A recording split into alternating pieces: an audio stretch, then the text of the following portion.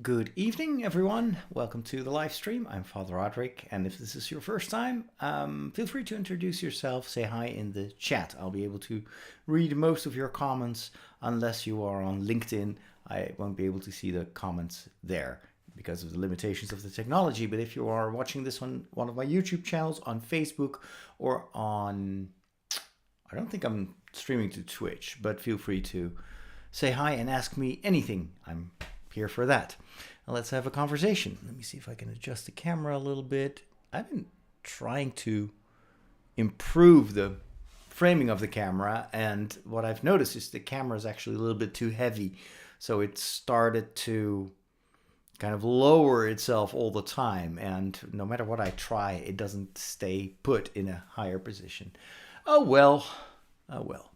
Let's hope that it won't go any lower, because then I'll have to sit like this in my chair at one point.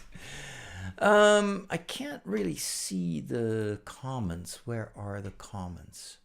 I used to have a separate window for that, and it has disappeared. Let me see. Comment window. Comments and reactions. There you go. I've got Mike in the chat. Hello there. So right before I started streaming, I was creating some images for a new project that I started this afternoon. So I have this podcast called Story Secrets, formerly called The Daily Breakfast, and also formerly called The Break, and formerly called The Father Roderick Show. It's a bit of everything.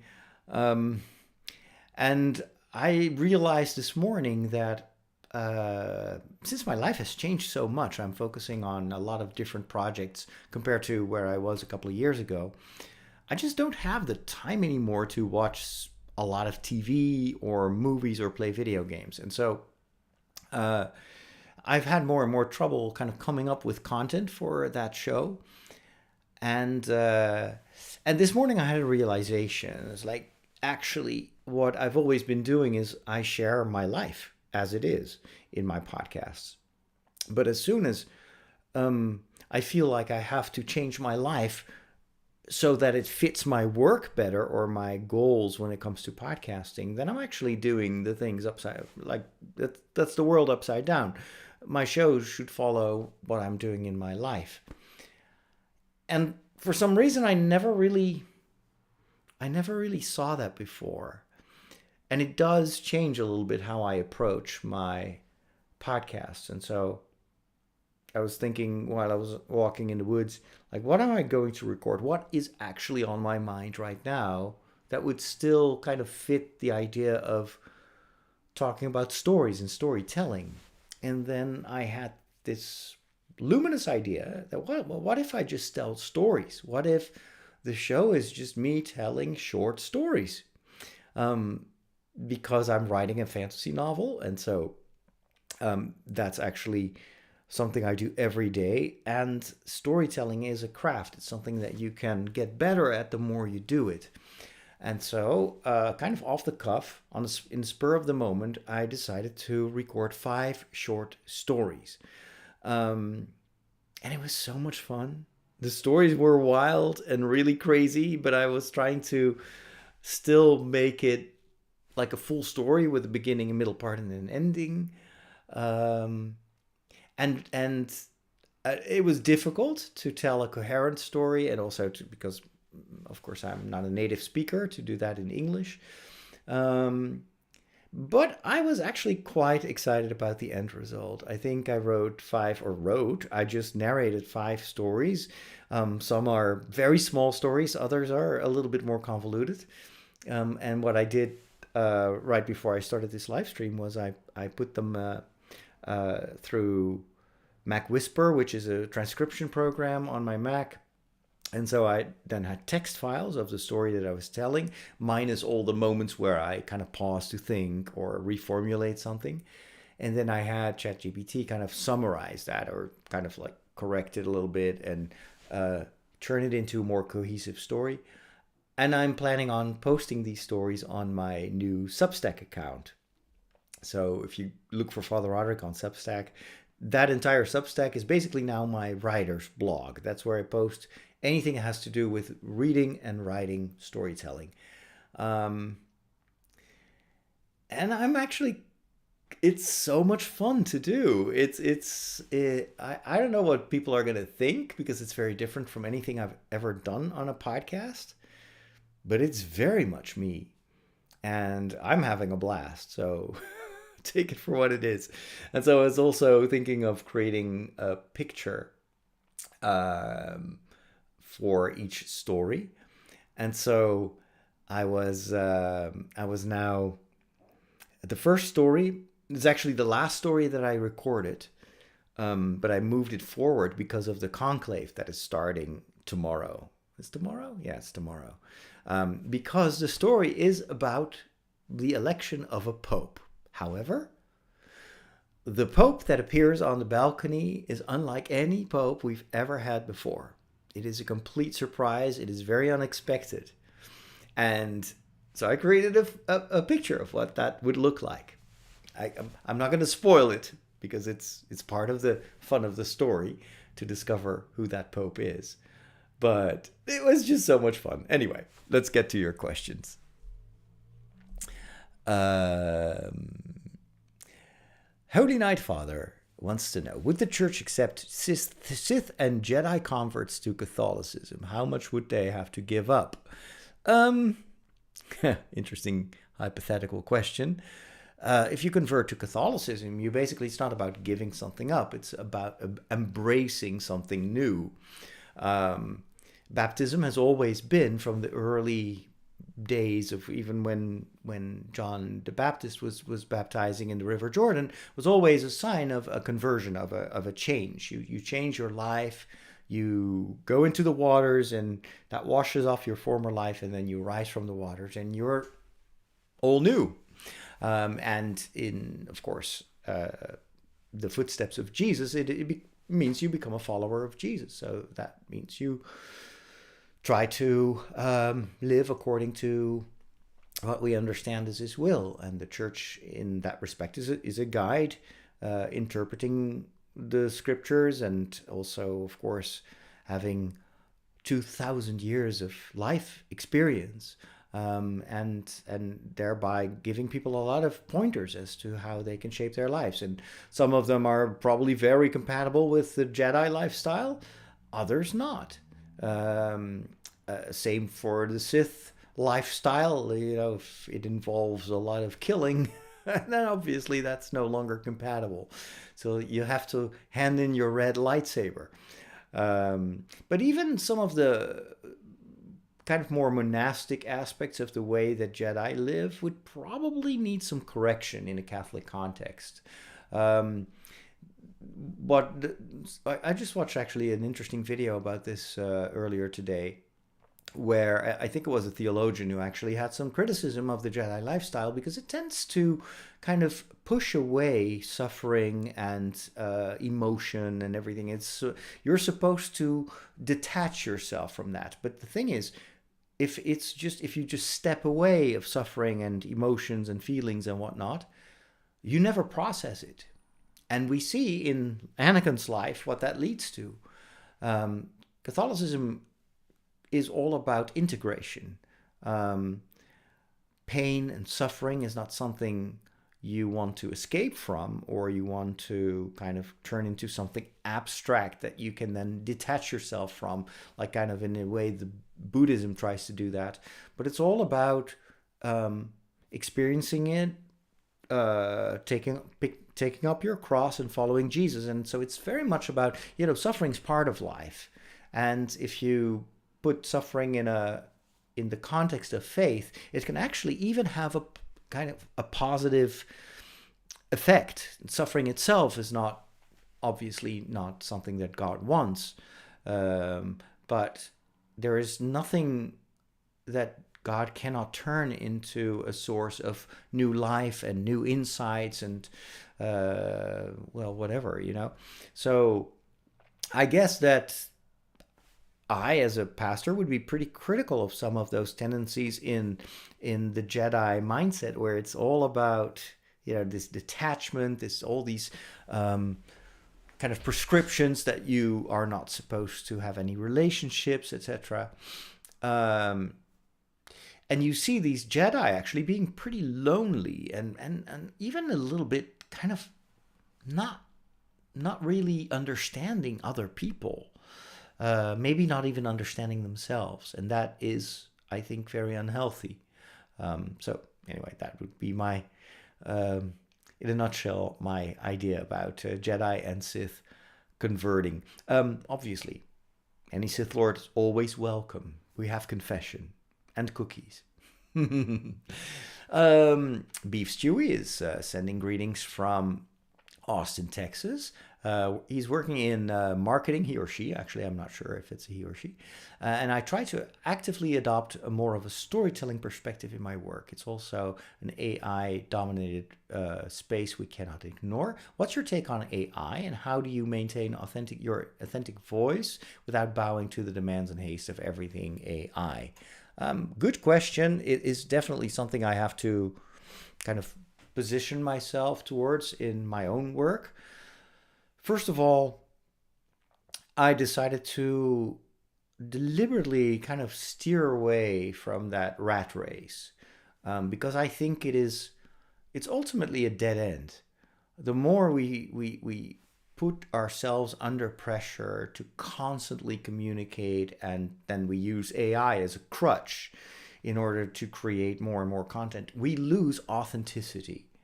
We lose true value, because AI is not creative. AI is basically just predicting what a lot of people do. It's statistics in a fancy form. But it heavily relies on what has been created in the past. I think it's empowering our world and our human experience if we in the future only exchange stuff that is based on what has been done before. I feel that there is something inherently superior in just human fallible creation. I'd rather have a pencil drawing made by a child, as a present, for instance. Sometimes kids will make me drawings. I love that so much more than if they would hand me a nice laminated, printed out AI creation. That, of course, in certain ways is superior to what a child could produce, but at the same time, it lacks the heart and soul of that gift of that child. And I think that is extremely important in the way we relate to AI, to keep that in mind, that ultimately AI is empty, and it will make our experience and even our brand, if we do that as a company, or it hollows it out. There's also another aspect in the use of AI. If we rely on it too much, I will get to the positive sides in a minute. If we rely on it too much, we also rob ourselves from an opportunity to learn. Take, for instance, the storytelling that I just mentioned at the start of this stream. I have been writing my own novel, and believe me, I've been tempted to sometimes just put something like a sketch in AI and just say, can you turn this into a good story? Clean it up, make it sound more literary or whatever. And yet I don't do that because I would never learn how to do it myself. So it would be a crutch for the rest. I wouldn't improve at all. I would constantly just kind of, it's like the kids nowadays in school that use AI to produce their reports. It's going to hamper their own development and learning process. That said, of course, AI offers a lot of incredible help if you need it. The way I use AI is oftentimes, it depends on the kind of output. For instance, for my novel, I want to write that myself because I want to become a writer, not just someone who knows how to prompt an AI. That's not interesting. That's not something that I remotely, desire to become. And so I know that for that, AI is just not useful. However, sometimes, I go into the woods for a walk. I'm stuck in a story, and I was like, okay, I need to come up with some ideas. And I just flip on like a recording app on my phone, and I just start entering ideas. Okay, so what if this happens? What if this character does this and this and this? And I just go on for like 45 minutes, and I end up with this very long recording with lots of ideas. It goes all over the place. The way I use AI is then I have this, first of all, transcribed. I do that locally on my Mac. And then I feed it into my ChatGPT. So I created my own custom ChatGPT projects. So the system understands what I have. I also turned off all sharing. I don't want ChatGPT to learn from my content. I use it as a tool, but I don't want them to steal my stuff, basically. Also because I'm fallible, I don't want to pollute the data. But what I then do is like take this transcript and organize it for me. Put some subtitles in there. If there are several ideas that are, about the same theme, regroup them. And then I have a nice, that takes a few seconds, and I have this nice overview of everything I came up with. And then I can put that, or for instance, I have like a pretty detailed chapter outline of my novel. Well, let's say I've got like 5 or 6 ideas in a recording like that I want to integrate into that outline. Then I will just say, hey, here's the outline. Integrate these ideas. This is where they go. I could do that by hand, but this is faster and it gets the same result. It's not really hampering my progress as a writer. It's just kind of speeding up the process of bringing all this content together in a systematic way. So that's how I use it. Another way in which I use it sometimes is to visualize something. If I am looking for ideas for a new scene, I will just say, hey, I've got this idea about there's this mysterious fire burning in a chapel, and just give me some versions of that. What would that look like? And then I see sometimes AI will just add some details, and that will trigger my imagination. I was like, oh wait, that's actually, I can use that, and what if this and that, and then it's like almost like a sparring partner. So that is kind of what I would do myself. Now, there are lots and lots of other ways in which you can use AI. I can probably talk for hours about this. But my general advice would be to not underestimate the quality of what humans can do without AI. I would never want to be part of that rat race. And if more, if the pressure grows, and you feel it's pushing you towards AI just so you can answer all that demand, I would say don't go to AI. Go back to the entity who is kind of projecting all this urgency, and reboot there. Do something about that. I think it's much more valuable in the long run, even for marketing, to be genuine, to be authentic. And maybe do less, but to do what you do to do that better than to just like submerge the world with AI generated content. And you know what? I can always tell, even if I post, sometimes I will just write a blog very quickly and that needs to be up and I don't want to spend an hour. Then I'll have AI. For instance, I will say, okay, here's what I want to say. Now turn this into a LinkedIn post. I will just reorganize my thoughts. I can always tell that it is AI. It's so there are just all these telltale things. I can always, even if I read other updates from someone else, I can always tell, oh, that's gone through ChatGPT. There's all these similar inflections and kind of like the pacing is always the same.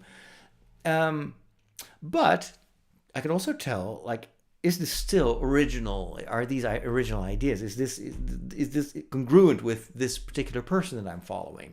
And then, That person is probably using AI just to kind of put some order, and I can live with that. I can live with that. Just as I can live with if I post something on LinkedIn and it's a kind of a reformat a bit by ChatGPT. I don't like it. I prefer ChatGPT to really sound like. Oftentimes, when I get something and I was like, "Oh man, that sounds like AI," I sometimes will say, because of course I've put a lot of my stuff is in my in the documents that I store on ChatGPT. I always say, and all the transcripts of my podcasts are also, so ChatGPT knows my voice, my tone of voice. I say, hey, that sounds way too artificial and AI.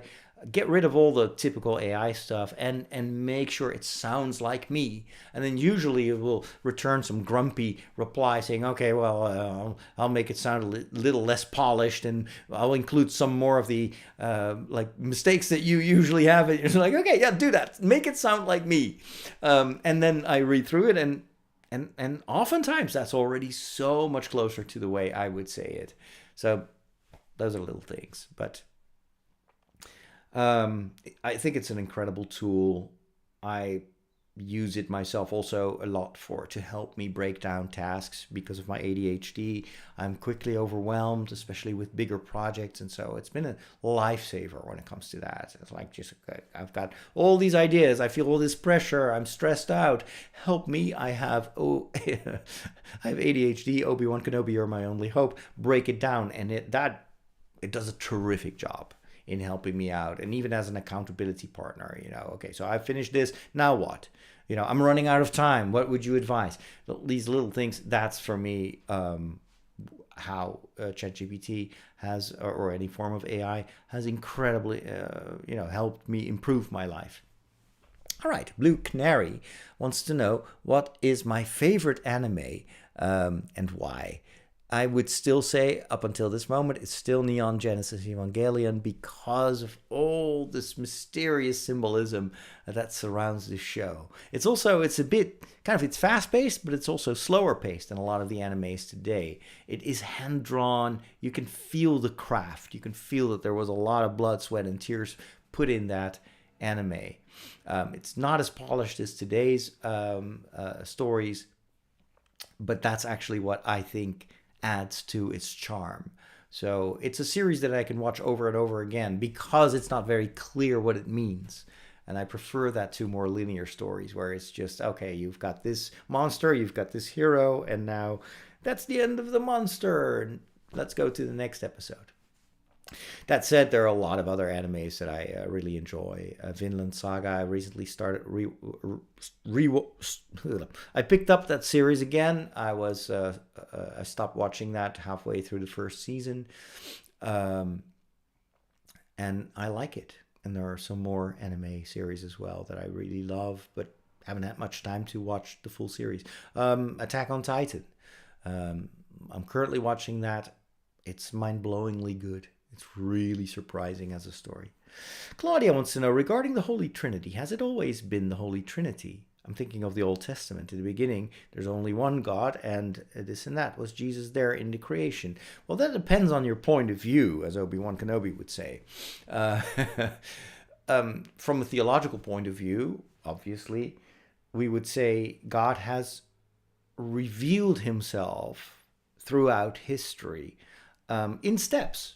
Very gradually, this idea of who is God has emerged over time. And it is only when Jesus appears and he is being identified as the Son of God, not just a mere human.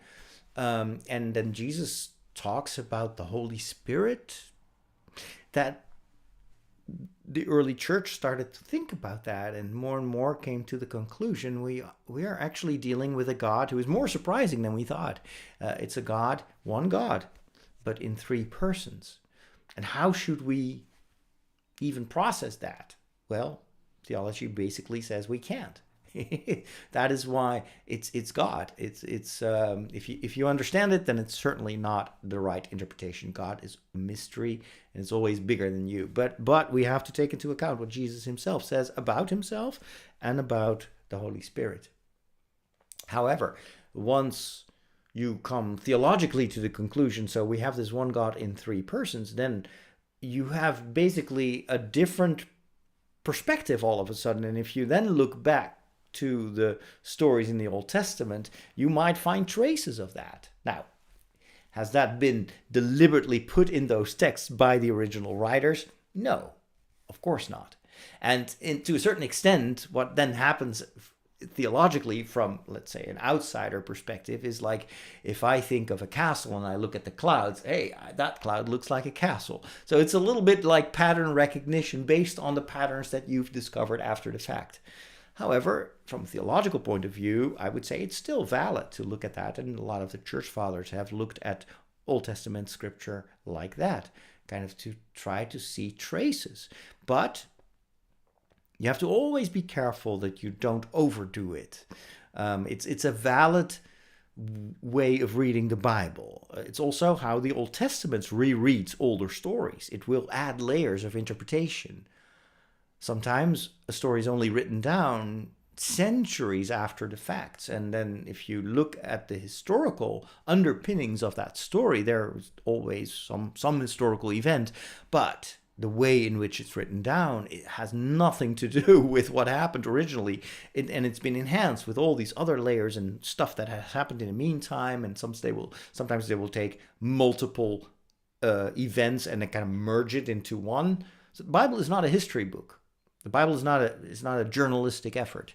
It is it's history interpreted through the lens of tradition.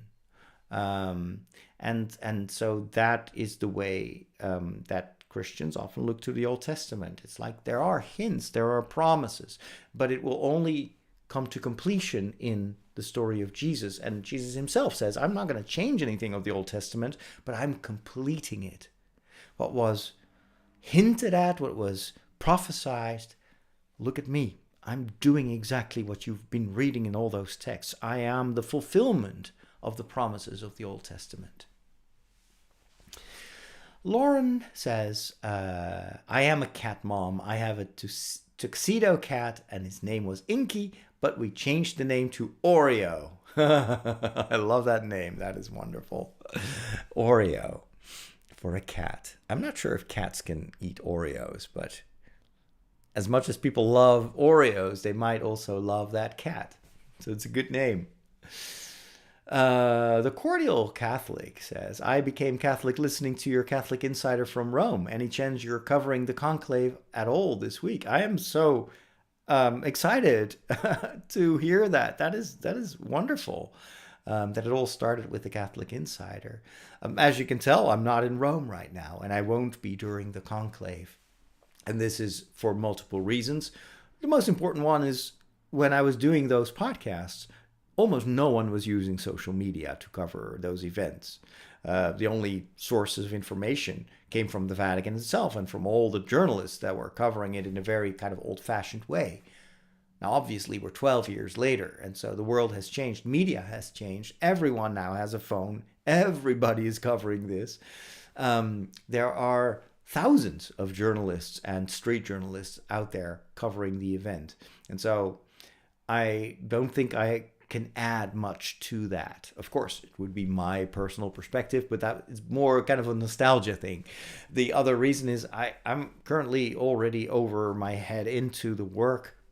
There's just so much that I'm working on. And for me, I feel like it's almost like I'm passing the torch to a younger generation who's going to cover this. I'm looking from the sidelines.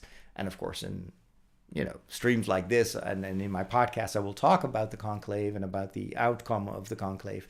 But I feel like it would be extremely disruptive for me to go to Rome. It would, because when you're there, there's nothing else you can do.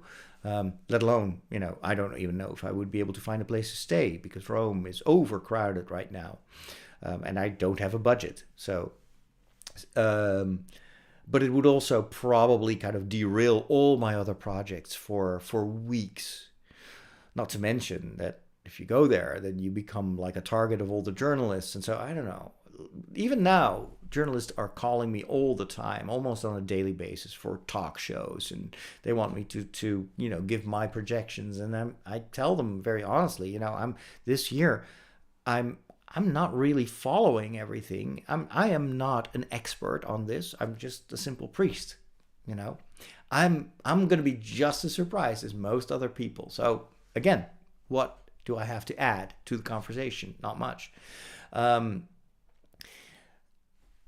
I've opted to focus more on the followers that I've gathered through the work that I've done with the Catholic Insider. There are tens of thousands of people that follow me every week, and I prefer to just communicate with them. I've just started a course on the saints of Ireland, the old medieval saints. That's a 6-week course. Every week I do a live stream. It's a lot of fun, but I wouldn't be able to do that if I were in Rome. I'm writing my novel. It's a creative work, and again, I could go to Rome, but that would set me back another month.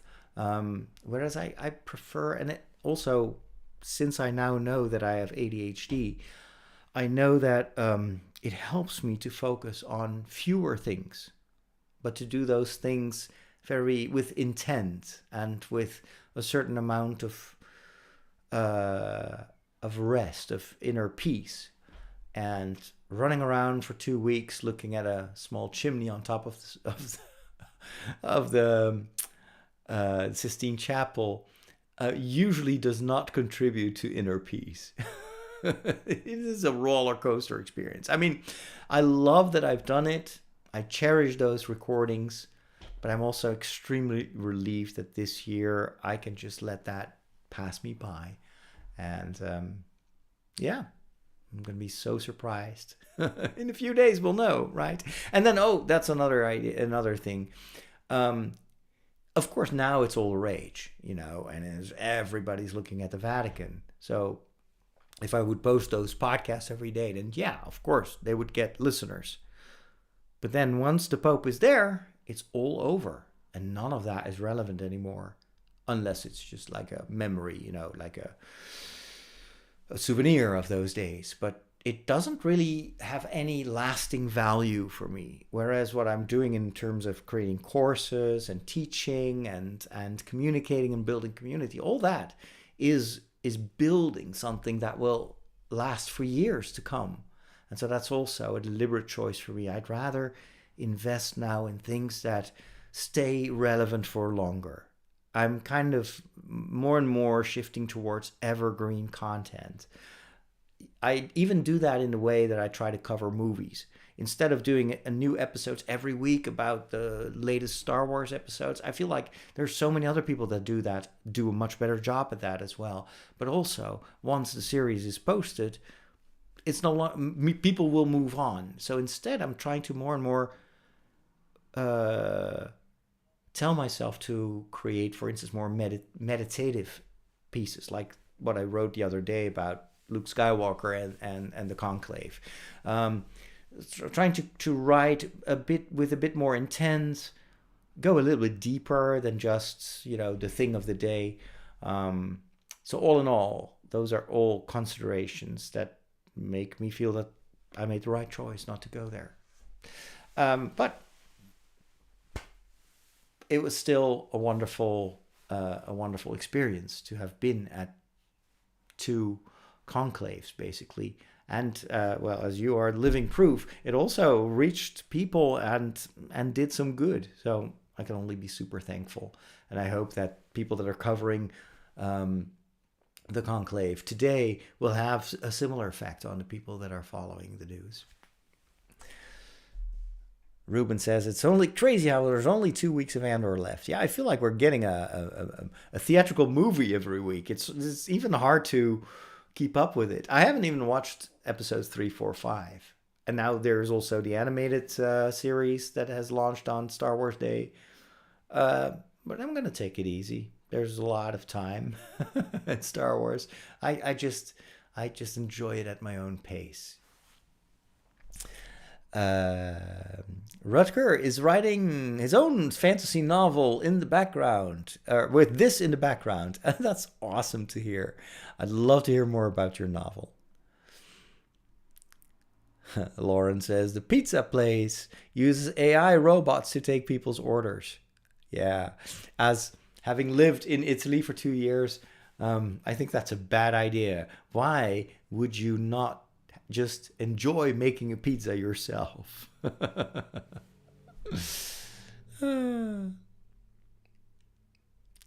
Let's see. What else?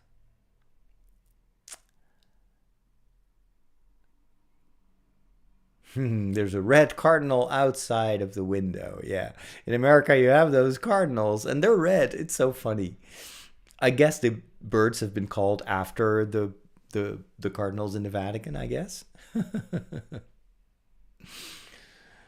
Samuel says, with AI, it's just important that you don't use it to make you lazy, which obviously is a temptation. The more you rely on a tool and it becomes a crutch, what are you going to do when all of a sudden there is a disturbance in the internet and you won't be able to connect to Wi-Fi? Then you won't be able to do anything anymore because there's no AI. It's the same with the cell phone.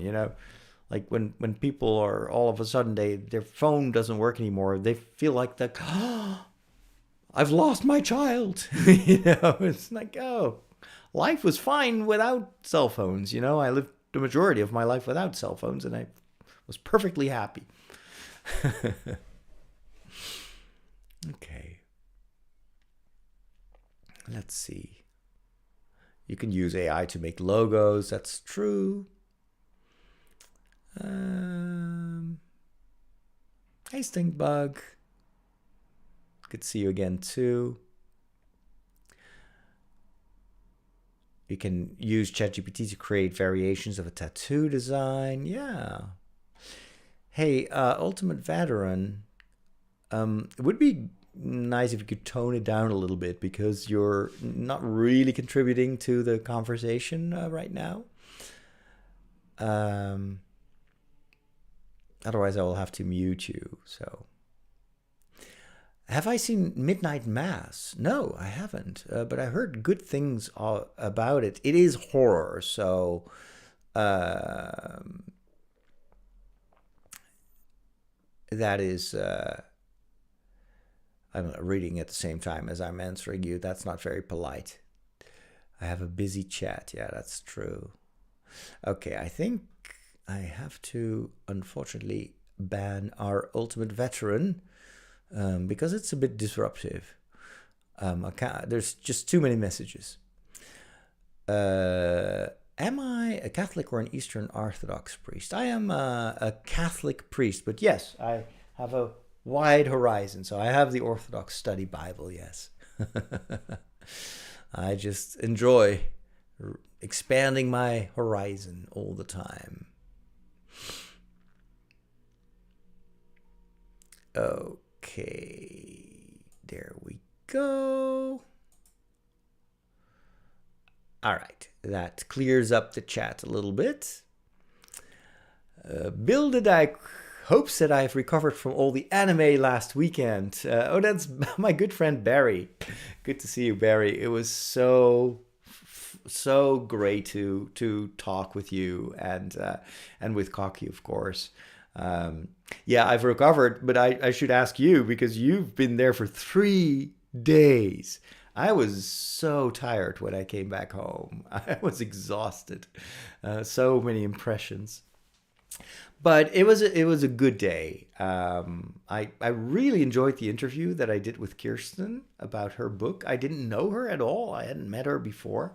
But fascinating, her background, but also her personal story, everything she went through.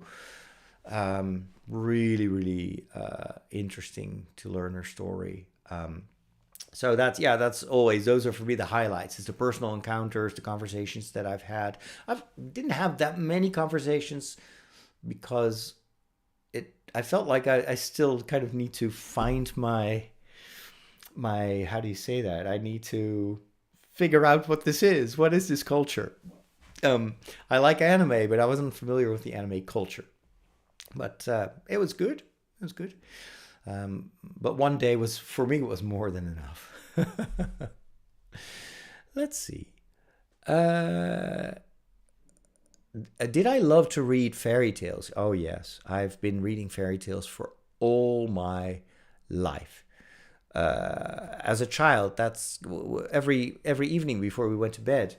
My mother would read us a fairy tale from a big fairy tale book, and then when I got older, I started to read the same stories to my brother. So you could say that, you know, like part of my DNA is probably fairy tales, and maybe also why I love to tell similar stories right now. I'm so excited to share the crazy stories that I came up with earlier today.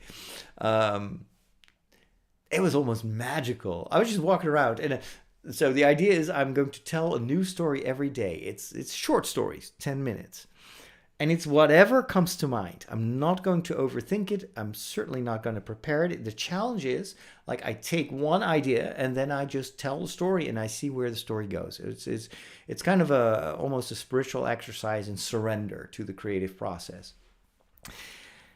And the first story was 30 minutes long.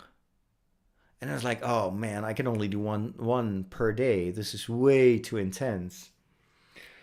And so I stopped recording and then I walked a bit. And then all of a sudden I had another idea for a story. So I recorded another one. That one was only 10 minutes. It was a super simple story about a cat and a mouse and a monk. And so once I had that story, it was very different from the first story. It was actually very simple. It didn't have much. But I still enjoyed telling that story. And then the other three just flowed. It was like, I don't know where it comes from, but I had so much fun. And so that's kind of how I intend to do this in the at least for a couple of weeks. Just take one day, one walk, and then I'll just try to record 5 stories so that for every weekday I have a new story for you. And yeah, it's crazy fun. Also because it's not part of my novel. So it feels almost like a vacation from the other writing that I do. Samuel says, please pray for my brother. He just had to go to the hospital. Seems to have a serious infection.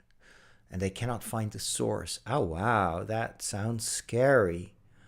I hope that he'll be okay. I certainly hope that they will find the source of the infection soon, because that's always dangerous. You know, if an infection causes damage, you could even become septic and everything. I don't want to scare you, but it's like, you're right. It's serious, always serious.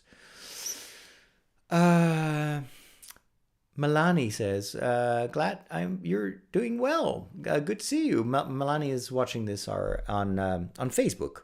This is the first time I'm streaming to Facebook. For a while, I've been stepping back from Meta, but seeing how many people follow me there, I feel like, okay, I need to meet people where they are. And as long as it's not on X, then I'll do this. I still hope that people will over time walk away from Meta. But this is also why my emphasis is always on YouTube, on my own website, on podcasts, and just recently Substack. And I've been debating, because Substack obviously is also a commercial organization. My question was, do I want to create yet another channel? I already have so many channels, but Substack does something really well, and that is discovery. It helps people find my content. And I cannot do that by myself. And so I see this almost as a new place where I can fish. I could go out and cast my nets, and maybe other people will find my content. But if I'm not on Substack, that will never happen. And another advantage is on Substack, from the get-go, I said, this is my writing blog. This is where you read about my book, where you read my stories. I'm going to post my interviews with authors, and I can just unapologetically talk storytelling there. Whereas if I would do that every day on Blue Sky or on LinkedIn, people would revolt. Like, we're not here for that kind of stuff. Whereas on Substack, of course, it's much more it's more normal that people follow people from, in their own spheres of interests. And so I feel that it's a really good that's a good place for me to be. And of course, I also shouldn't I just post that on my own website? But the blogging feature of Kajabi is kind of clunky, and I just know that if the process causes too much friction, I will not do it. And Substack is like super easy to get some stuff out there. So that's what I've been doing for a couple of days, and I'm so far really enjoying the experience. If you want to look me up and follow me on Substack, just go to fatherroderick.substack.com. fatherroderick.substack.com. I'd love to have you as part of my writers, like my storytelling community. Paul is there also from Malta, chiming in regarding AI. I was surprised that most of my students are against the use of AI in their work, and also against how AI is being used. They're very concerned about their future in the industry since I teach media. Very valid concerns, very valid concerns. But as I said before, I still believe that authenticity will always win the day. And I think we're currently kind of in the upper part of the curve of AI and all the excitement about it. And I think over time, people will... I mean, it's like fast food. When I grew up, fast food like McDonald's, that was seen as like, oh, if only we could have McDonald's in the Netherlands. That would be so cool. We don't have food like that. And then when I was already a priest, and McDonald's and Burger King and Pizza Hut, they all started to, well, not Pizza Hut, but Domino's Pizza, they all started to expand. And a lot of people loved it. But you also saw kind of a countercurrent where people were learning how to cook themselves because they just really didn't care for that food because it was all the same. And I think with AI, we might have a pizza moment there too, where people are like, yeah, I'd rather just, even like I'm following artists that I know are creating their own work and I want to have a personal connection. And I just, because if everybody only shows like this AI enhanced stuff, then how can I possibly compete with that without using AI? It's like that's kind of part of the rat race. And I think people will just burn out on that. That's my take. But it's good to hear that your students are concerned about that. And I also think that the industry, especially media industry, is expecting way too much of AI. Like people saying, well, it will take over Hollywood. In the future, all the movies will be made by AI. No, they won't. No, absolutely they won't. So I think that will not happen. And you might actually see kind of a countercurrent movement where we'll all go back to handcrafted stuff. That's personally, I love that. I go to a lot of these festivals, and I always love to talk with the artists, and I can see them, draw the stuff, and I appreciate that so much more.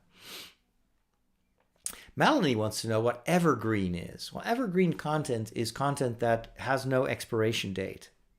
So, for instance, I could do a video about the latest episode of Star Wars Andor, and that is topical for a couple of days, and then the next week there's a new episode, and nobody will rewatch the video because the television series has moved on. An evergreen video about Star Wars would, for instance, be what I've learned about vocation from the way in which the Jedi try to recruit new Padawans. Like it still uses the franchise, but it tells a story that basically is evergreen. You can read it now. You can also read it 3-4 years from now, and it will still have, the message will still be valid. The examples are still relevant. And having produced tens of thousands of podcasts, looking back, I think there are only a few podcast series that were evergreen. The Catholic Insider, to a certain extent, was evergreen because I was documenting history. You can now go back, thanks to that podcast, in time to the moment that Pope Francis appeared on the balcony. And it's like a time machine. And so in that respect, that is also, in a certain way, evergreen content. But all my episodes of The Break, where I just go over, I just bought this video game and I'm thinking of buying a new bike. Who cares? Even a week after it's been posted. So that was also part of my frustration. Like, I'm putting a lot of effort into content that is here today, gone tomorrow. Maybe I should kind of rethink the way in which I spend my energy and my talent. And that's how ultimately the writing for me, writing a book, is something that I feel so good about, because that book, that story might actually live on long after I'm gone. Of course, I'm not Tolkien, so probably not, but in theory, it could. And if I write a book, it especially fantasy, I can probably market that book, kind of communicate this story for years to come, because it takes place in the Middle Ages. So 100 years from now, that will still be hopefully a fun story to read. Whereas if I would write something about today's culture, I got a lot of these novels that take place in today's time. Like, for instance, Back to the Future. When I watched Back to the Future, that was my era. Now, if kids watch Back to the Future, it feels like they're stepping into a museum. What was like super modern at the time, like the DeLorean. There's like, what is that old car? These people are wearing all these strange clothes, and why do people talk so strange? Like, that's not strange. That's how people talk. No, that's how old people like me talk. So it's, to a certain extent, it's unavoidable, but that's why I kind of like the fantasy genre, because it stays fresh much longer.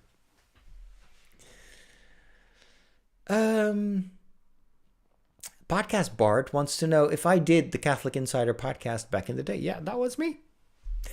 Well, I love it. I love to reconnect, because you're looking at the person who recorded that podcast for years. And in fact, the series is not done. I still have a feed. It's not published because I'm still trying to figure out how to put that back into the Apple Podcast Store. But all the episodes are still there. And I've recorded new episodes as recent as last December when I was in Rome. So yeah, definitely we'll let you know when that series is relaunching. Rutger tells a little bit more about his novel.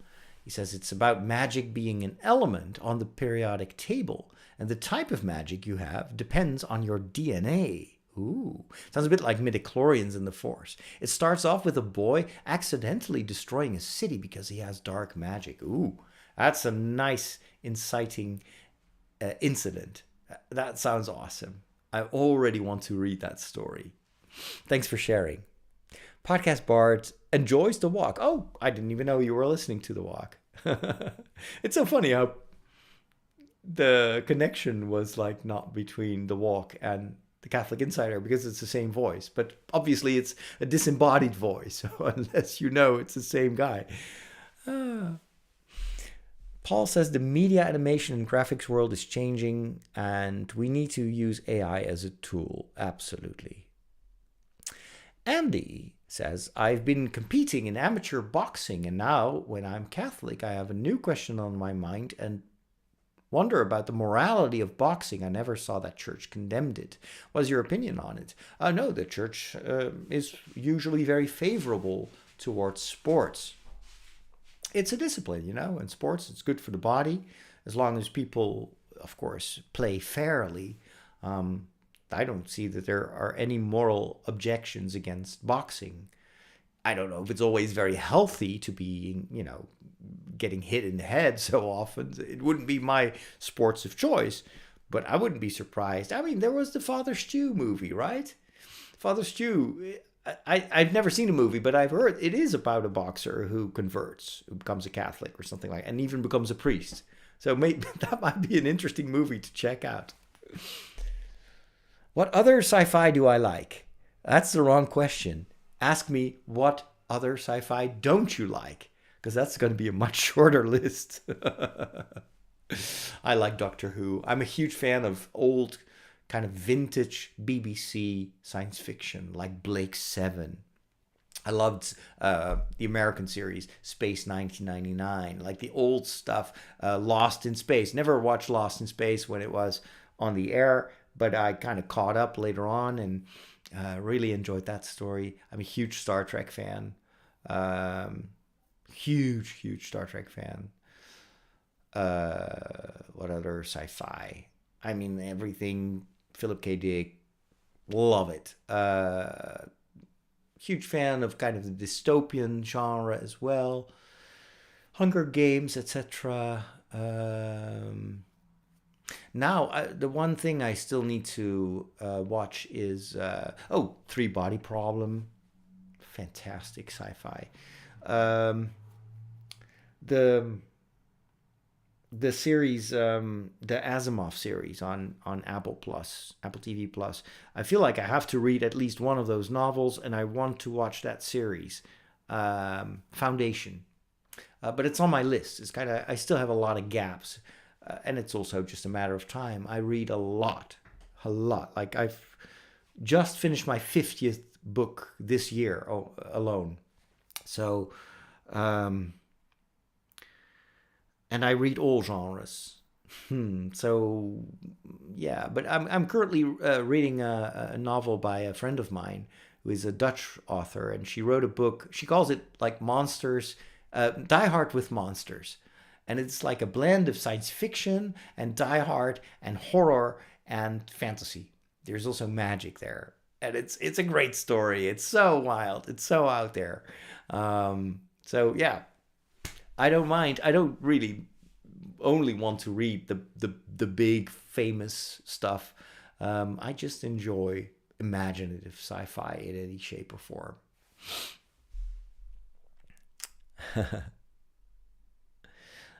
Why do we have AI before we have flying cars? Yeah, well, maybe it's a good thing we don't have flying cars.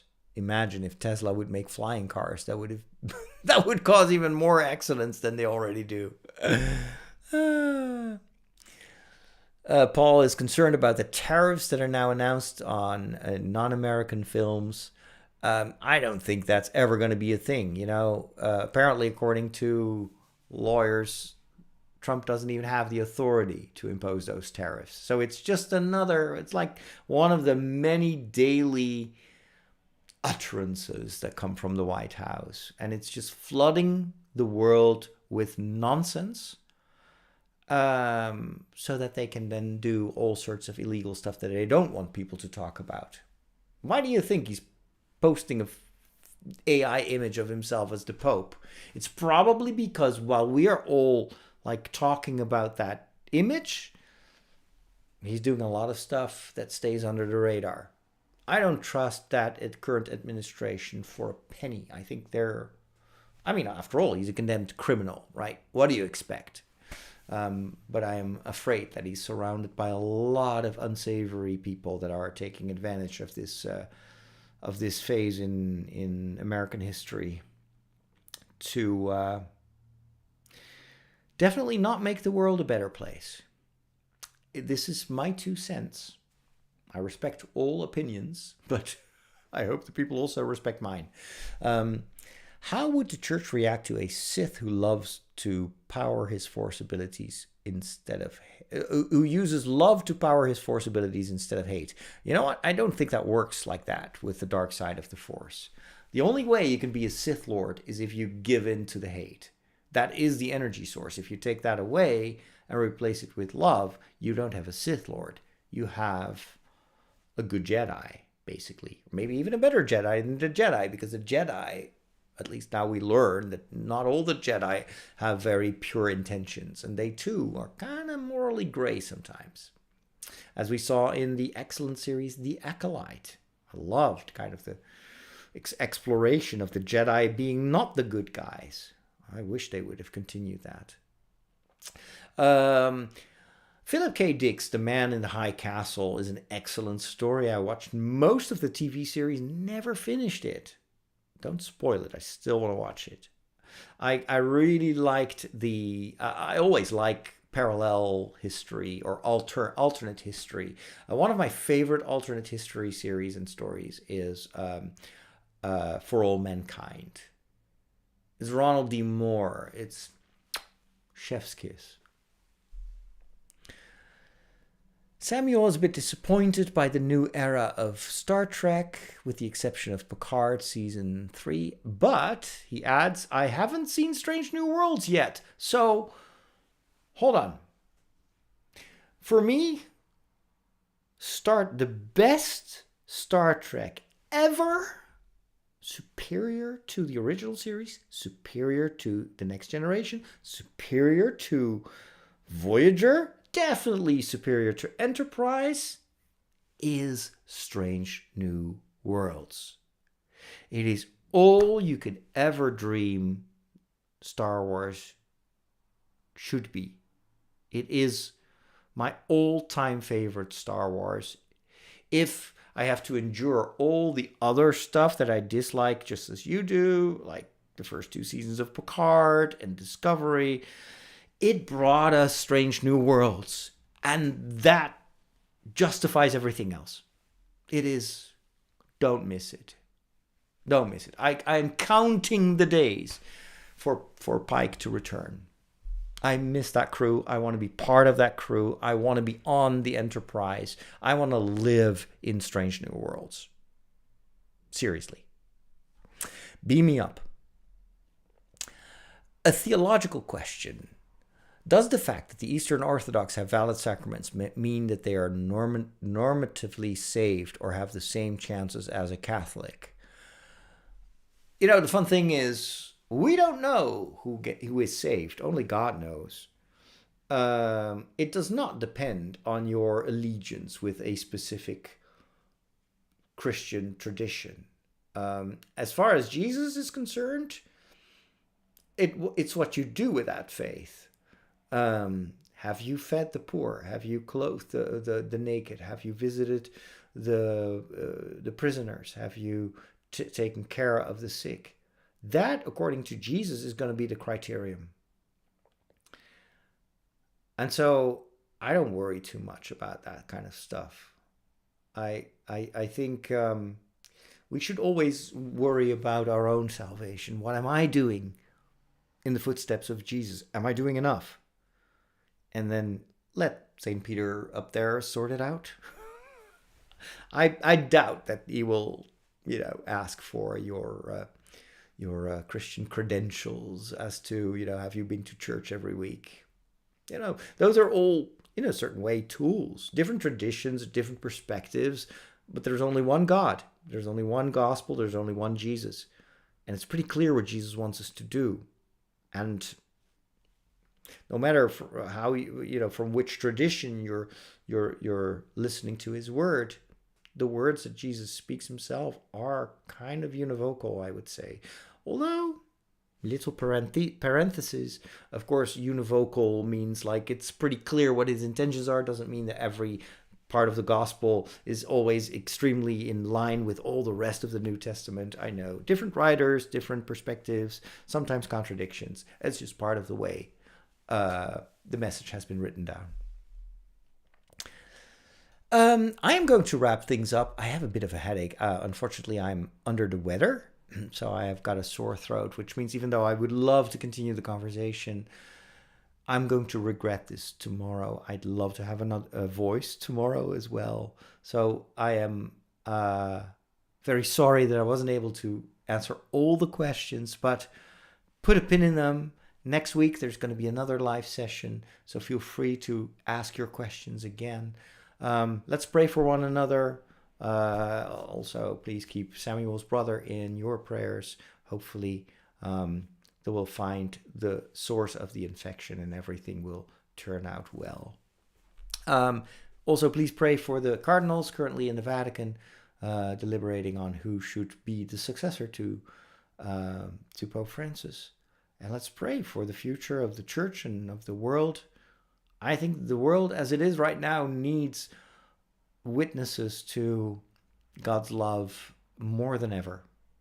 And it's not just the Pope who can do that. We all, I think, have to think every day, what can I do? Again, thank you so much. Please keep your questions that I didn't answer for next week. I'd be so happy to answer them. And have a wonderful rest of your day. Thanks for stopping by. And if you want to join me and join the community, there is a link to my Discord server, which is entirely free, open to anyone who wants to join the community. And that is also a place where you can continue the conversation and post your questions. So talk to you later. And check out my stories. Make sure to subscribe to my Substack, if only to discover who the strangest pope is ever elected. He's not there on the balcony yet, but he's already there in my story. You will want to check out that story. Talk to you soon.